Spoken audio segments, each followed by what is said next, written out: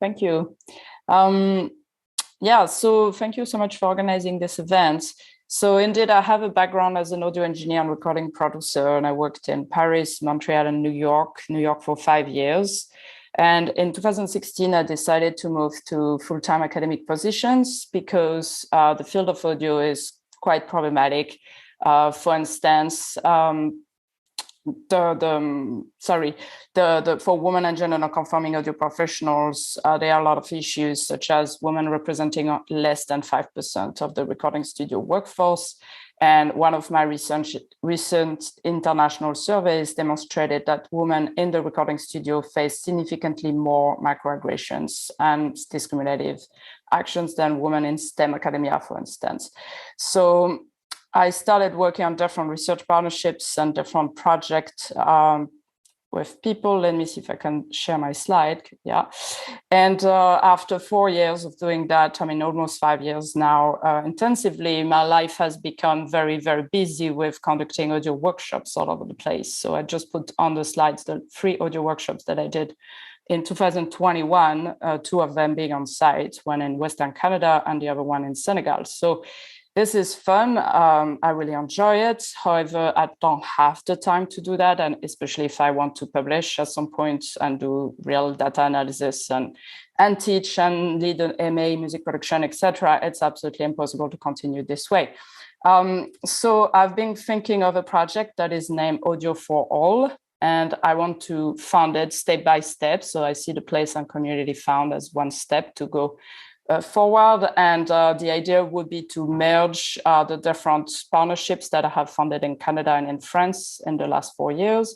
And also, so some are partnerships with academic partners, the 3 first one, the Afrinum Project and Audio Plus, and also have partnerships with non-academic partners, including the Audio Engineering Society, which is the largest community of audio engineers internationally, and also Music Publisher Canada that run a program named Women in the Studio, which is quite successful, and I've been working with them for the last 2 years. So in addition to merging my primary goals and partners, I want to emphasize really more on equity, diversity, and inclusion in audio education, which is already what I'm doing, but it's always a little bit at this and this, and I want to make it the main focus. And also to enlarge the outreach of the past projects through an online platform, so not to be restrained to West Africa or to the Women in the Studio program in Canada, basically. And also to ground the project in local actions in the UK, and I'm very new to the UK, so I don't know people yet. And I want to create links between the York music production programs, so I'm leading the MA, and I'm also involved in the BA, and the Audio for All project by involving my students from York in those projects. So just a little bit of background on the main international research education partnership that I have been working on for the last 4 years, and that partner will remain probably the main partner of my research. So there's Afrinum that is funded in France. It brings together 14 researchers from France, from Canada, and from 4 Western African countries.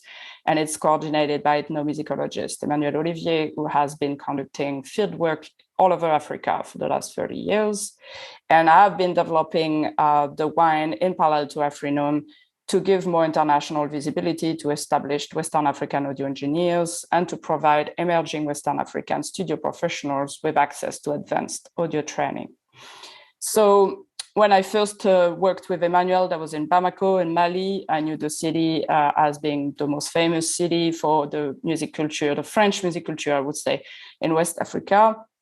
What I found out very quickly working in Bamako is all these stars that you can see on the slide basically get produced only partway in Bamako, and the big part, meaning the mixing and the mastering, where all the money is done in Western Europe or in the United States. So this has a lot of consequences for the local economy and also for the identity of the musicians and for the, let's say, the self-confidence and self-esteem of local audio professionals, recording labels, etc. So one solution is obviously to provide young audio engineers from Bamako with more education programs, because right now there's very little. And the problem is that a lot of them the consequences of the international war basically negatively impacted on their general education. So many of them don't read and write fluently, and they also struggle to understand the scientific principles behind audio engineering. And so I have been developing methods to help them through understanding and learning what they need to learn, and Audio for All would be a way to push that further. And the thing is, I will still need to work with local partners because it's not going to happen with me being in the UK and them being over there. So for instance, I met somebody named Abdallah Agmano, who is a Tuareg audio engineer, and he founded Stadiart last year in Bamako. And his goal is to make it an audiovisual school with not just audio, but I will only help with the audio part. So hopefully I can go with him into Bamako in February to run a first data collection workshop. So my strategy to build Audio for All is to start by strengthening my relationships with non-academic partners through meetings. So for example, Women in the Studio, and through collaborative data collection on sites, such as Western African partners like Tadiat I just mentioned. So doing what I have done so far, but also gathering data. So I would do that with small scale grants. For instance, this one, the Place and Community Fund, if that's possible. And then I want to find academic and non-academic partners in the UK. And I am attending the Researcher to Research Leader program of the HRC. And I will do that in the coming months to find the right grants to apply for and to develop a strong plan with local colleagues and organizations. And hopefully, after all of that, I should be able to use the analysis of the data collection of the on-site events that I hope to do in the next few months as evidence for the effectiveness of our pedagogical approaches in the application for large-scale grants. And so my hope is to get the funds to hire a project manager and postdoctoral researchers who will help me to run and enlarge the outreach of Audio for All. Thank you very much for your attention.